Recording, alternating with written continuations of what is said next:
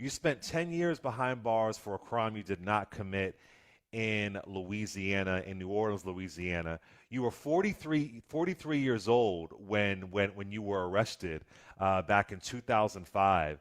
Before we get into it, sir, just tell me the grown man that you were at 43. Who were you before all this happened to you?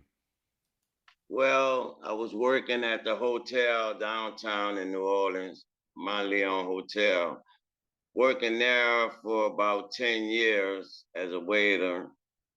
And one morning, as I'm preparing to go to work, the doorbell rang several times, and once we opened the door, a barge of police officers came running in the door as we had on my waiter outfit, getting ready to go to work as my daughter's stepdaughters was getting ready to go to school. And so I want to give folks a little bit of background of what happened. In November of 2004, and I want to be clear, you're arrested in May. In November of 2004, there was a shooting at a gas station, Correct. and a woman, a white woman, sees I guess what was it her husband who was shot? Is that accurate? No, she was in a car with her husband Right, at and a red light. at the red light, and her husband is shot. Correct? No, she saw somebody getting shot at the gas station Right, while right. she was in the car with her husband. So this is interesting. So she's at a red light. She Correct. sees somebody get shot at a gas station, Correct. and within 20 seconds, she's somehow able to identify this person. And we all know that cross-racial Okay. identification can be very tricky.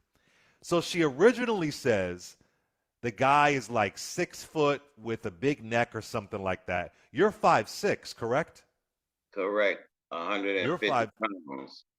right? So I've covered this story before, this kind of story before, y'all. It's just not making any sense, right?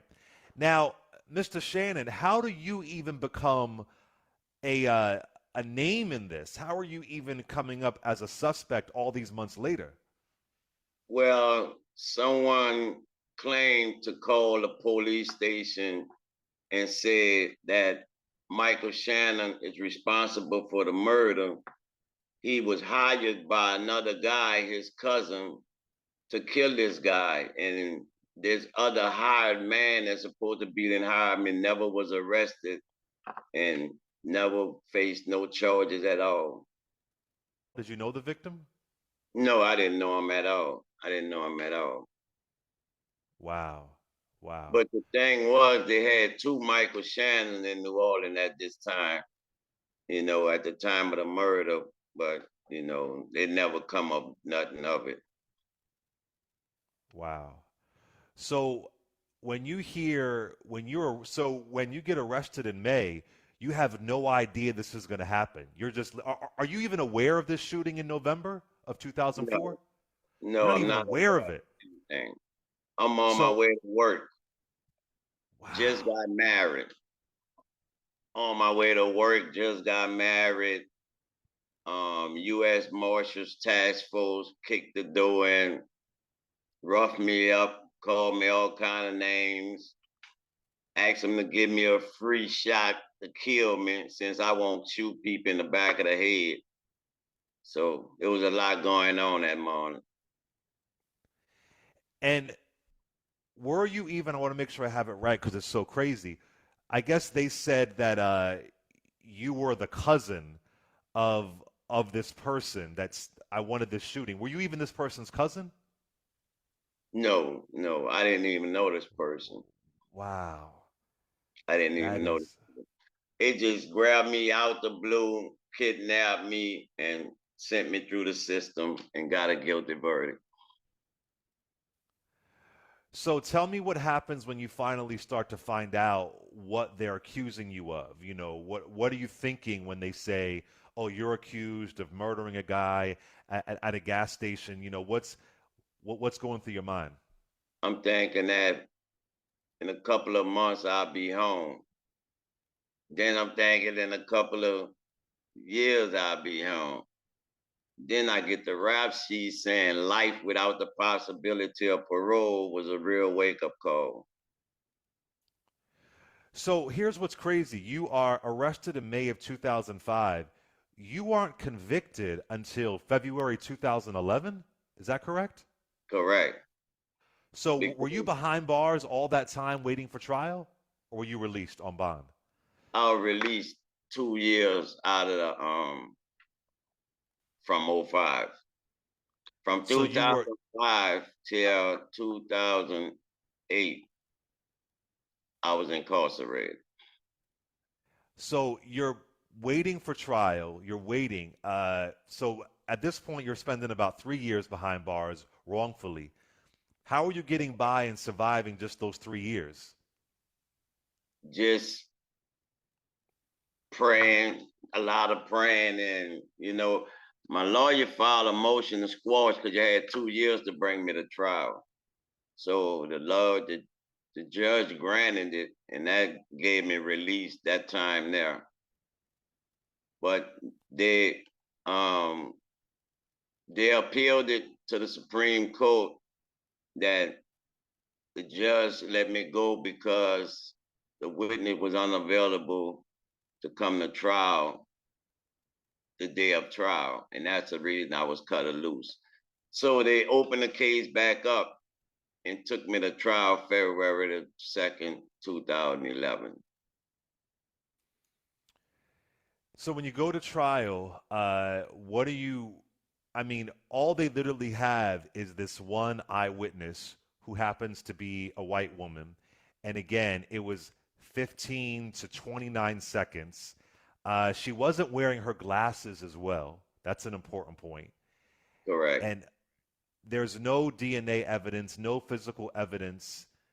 I mean, I know this system is so corrupt, but explain how are they able to possibly convict you? What did the prosecution lay out? Well, the prosecution just stood me up in front of her in court, and she gave a great performance of that's the guy she seen pull the trigger. She'll never forget his face. And I have nightmares still thinking about him. I know that's the man I seen pull the trigger that night. And they also had seven other eyewitness of the incident that gave a statement that no one called a trial at all. And I also heard that there was a juror who didn't trust the witness, but allegedly the foreman of the jury took control and argued for a guilty verdict. Is that accurate? Yeah, yeah. I talked to one of the jurors. He's in the magazine, the conversation that we had. She said in the back, all they wanted to do was go home. They say crime was high at this point in New Orleans at the time. The crime rate was real high. And she told me all they was saying in the back that I must be guilty about something. I got arrested. Let's just get him guilty and go home. And she said they just wanted to go home. My trial lasted um, 3 hours, I believe 3 hours, a murder trial. And folks may not know this, Mr. Shannon. So this was a black woman on the jury, and she did not believe you were guilty. But in Louisiana in 2011, you didn't need a unanimous jury. You didn't need that. I know a lot of folks may find that confusing. So a vote of 10 to 2 or 11 to 1 was enough. So one person could say, I don't believe he's guilty. But in Louisiana at the time, unlike most states in the country, you didn't need every juror to say that you're guilty. Is that accurate? Correct, correct. And I was a 10-2 verdict. So you 10 had two people guilty, two saying found you me were guilty. innocent. Correct. Nowadays, you can't have it. Right. It They, won't they work. changed that. They voted it And in. Was she the only black woman on the jury? No, they had four of them. They had four. Four. Wow. Yeah. Yeah. So you are convicted February 2nd, 2011, and your sentence is life imprisonment without the possibility of parole. I know the sentencing happens later, but what goes through your mind, your soul, when you hear that, Mr. Shannon? I'm like, I got to go take the long way home because I never thought that. But I was like, I have to take the long way home. And it was real dangerous around that time coming through there because of Katrina and, different places they were sending us to different prisons and everything. So the journey was a up and down roller coaster ride, but I never gave up. I never gave up. I knew one day I was gonna come home. I didn't know when because it was the evidence was too flawless. You know, I just didn't have no help in the court, and that's what I was released on ineffective system of counseling. Mr. Shannon, you're 43. I guess you're 45. No, I mean, my gosh, you're almost 50 when you are 59. when you are. Say it again. I'm 59 right now.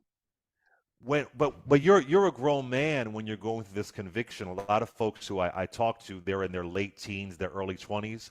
Are you Right. thinking to yourself, all right, I'm in Louisiana. This white woman is accusing me of a crime, even though she didn't have her glasses on, even though we know that white folks pointing out black folks, there's a lot of data showing how inaccurate that can be. But are you thinking before you're convicted that I'm set up? They're going to convict me regardless of the facts. Right. Yeah, the way it was set up with just the white witness, and they had five black witnesses gave a statement, description of the shooter, 6 foot tall, thick neck, big like a football player, and I'm just 5'6", 150 pounds at the most. So with her on the stand and my lawyer failed to go out and call the other witnesses, I didn't think I had a chance. Mm.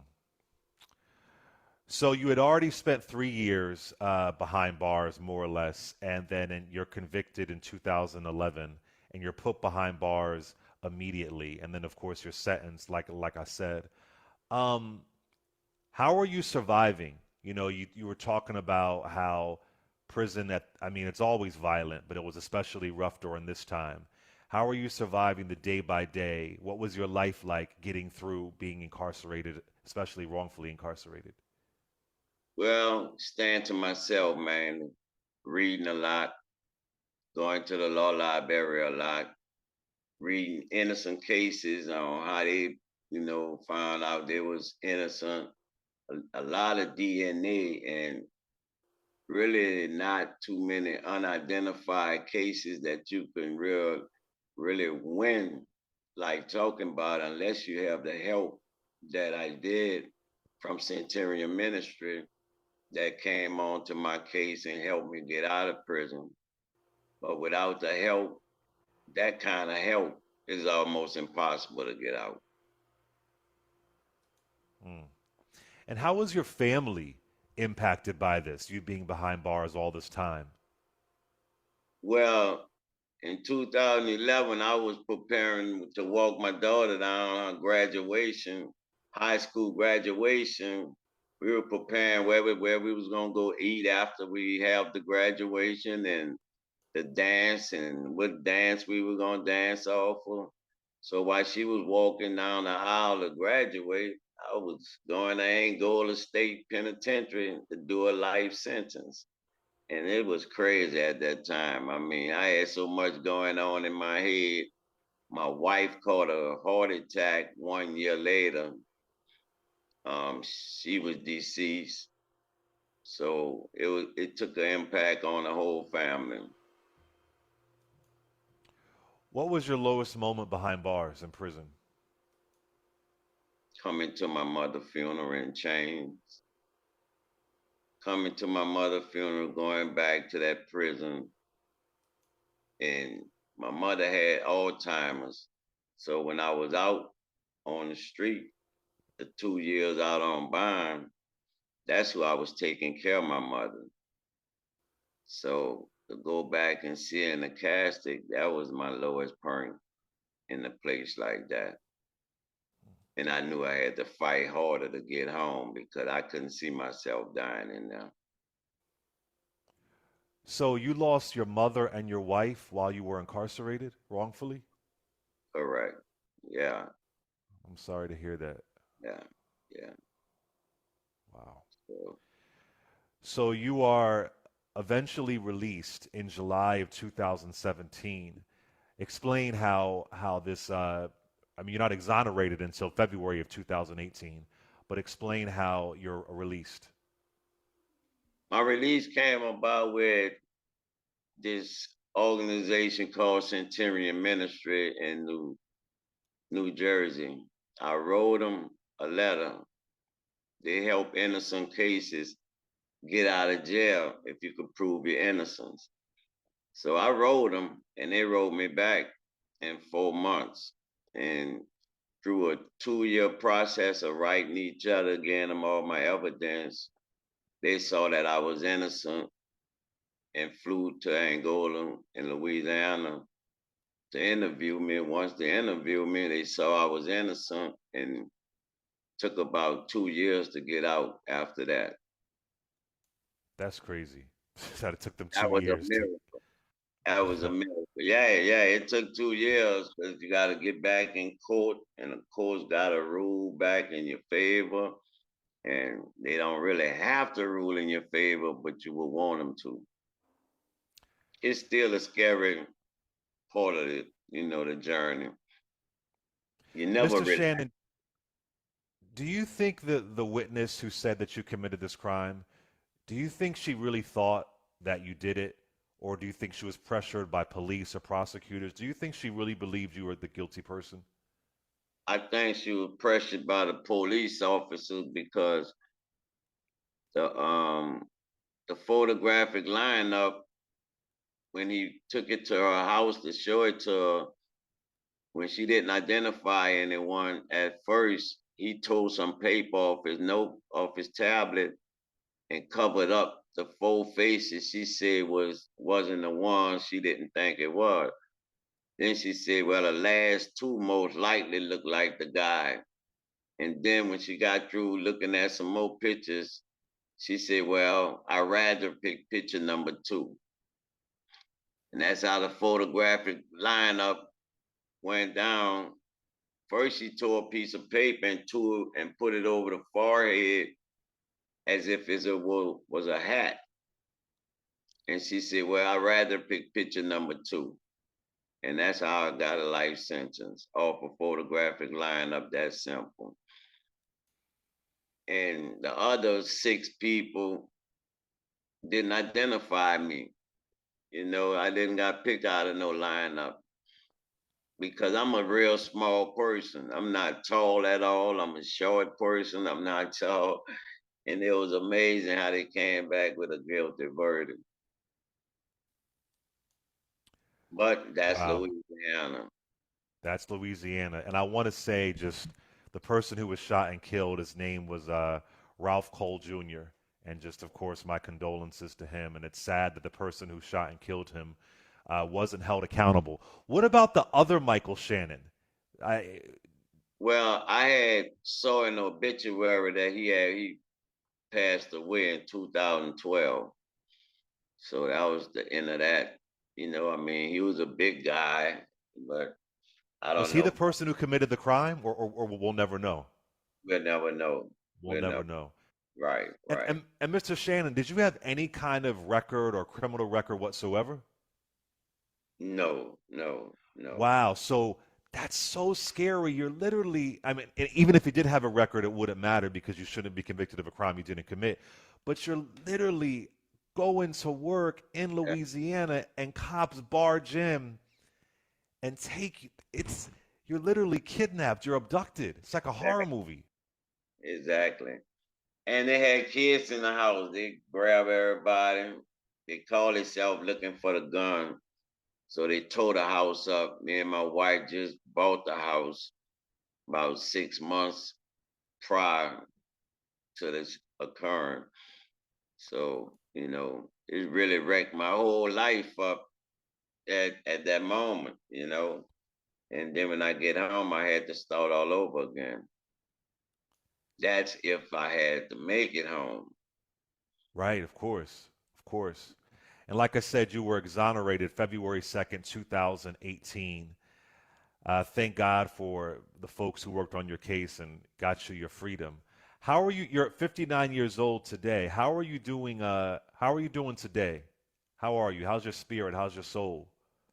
Well, I get around a lot. I go around my children, my grandchildren.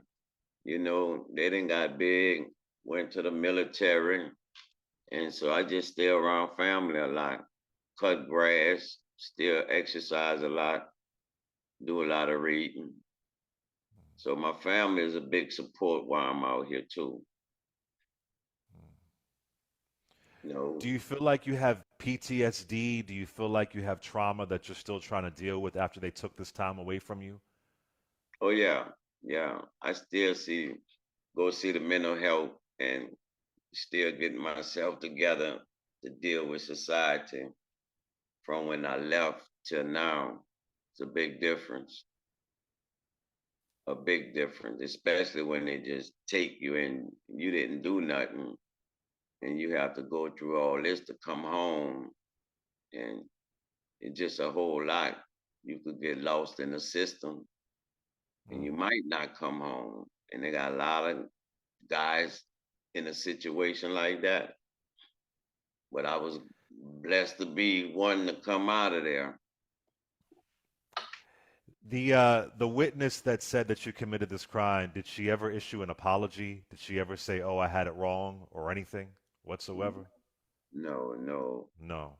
Nobody never told me anything. Mm, Nobody never. I just seen a juror. We met one time, and she said she couldn't believe what happened to me, but mm, no district attorney, nobody came to me,